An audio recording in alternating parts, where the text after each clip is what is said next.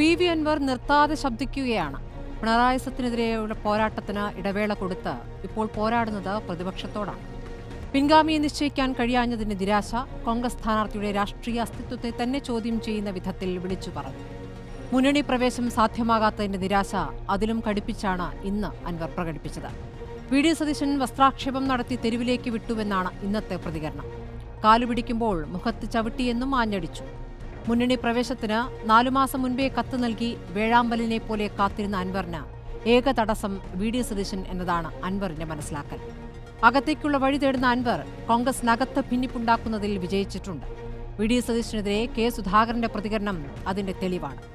അൻവർ അവിഭാജ്യമെന്ന മയപ്പെടുത്തുന്ന കെ.സിയും ചെന്നിത്തലയും ലീഗിൽ കുഞ്ഞാലിക്കുട്ടിയും അപ്പുറത്ത് മയപ്പെടാതെ വി.ഡി. സതീശനും. മുന്നണിയിലെടുക്കും മുൻപേ സെമി ഫൈനലിൽ തലവേദനയാവുകയാണ് പി.വി. അൻവർ. കയ്യാലപ്പുറത്തോ എന്നതാണ് ചോദ്യം.